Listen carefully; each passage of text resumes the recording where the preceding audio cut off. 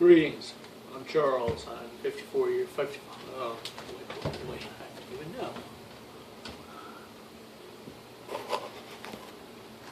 Greetings. I'm Charles. I'm 55 years old. I'm 6'1" when I'm fully assembled, weigh about 230 pounds. Today I'm going to talk about getting cracked hands, repairing cracked hands, dry hands. It is that time of the year. Actually, we're getting close to the end of the dry cracked hands season. It's began in March. Several months ago, I did a video based on my regular routine for preventing some dry cracked hands. What that entailed was predominantly wearing my wheelchair gloves, which is basically weightlifter gloves that have no fingers on them. I use when I do get cracked hands, I use apple cider vinegar to help sterilize. It seems to sting a little bit less than alcohol.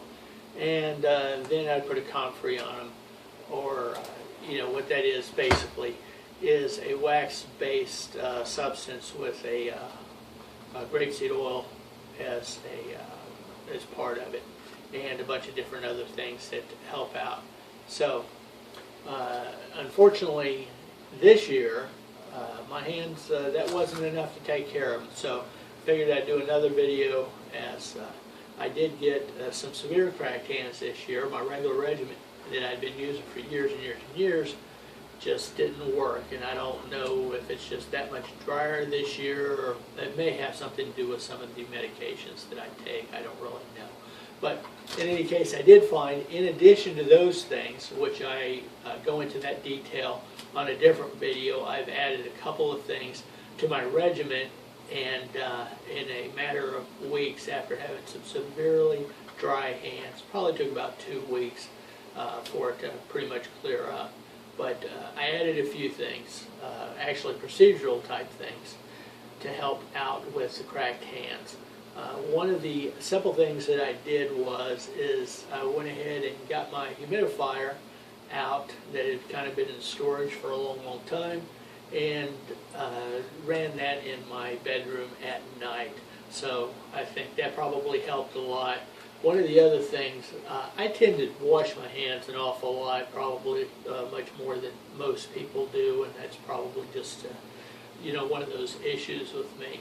But I like to cook and that kind of stuff. So I just kind of been in the habit forever of washing my hands a lot. And one of the things that I did was I tried to kind of cut that down a little bit, and also, when I could get away with it, I did not use soap to wash my hands. If it was a situation where I could just basically rinse my hands off and they were good, I would just basically rinse my hands off, just wash them in warm water, as opposed to hot water, which is something that I tend to do in the past. I was using warm water, which is what is suggested at this point for cleaning your hands.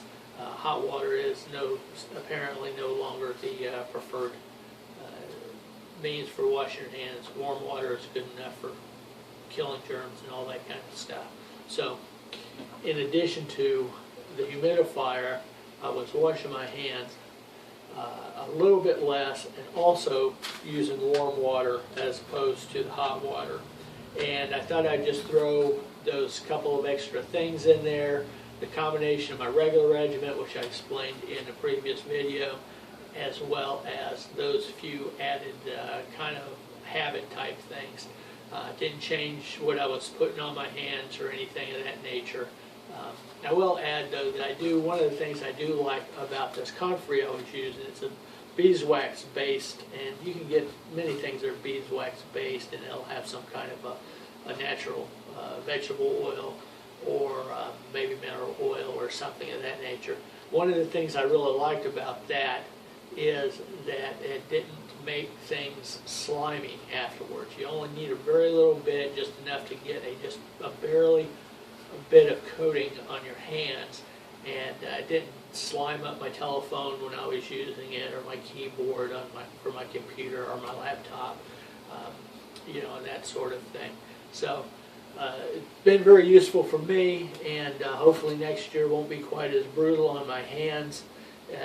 Oh, one other thing I just neglected to say is probably would have helped, as I mentioned earlier, I wear gloves, and my gloves had the fingers cut off, and the gloves, I never got the dry hands were to the point where they were cracking inside, you know, what the gloves were covering.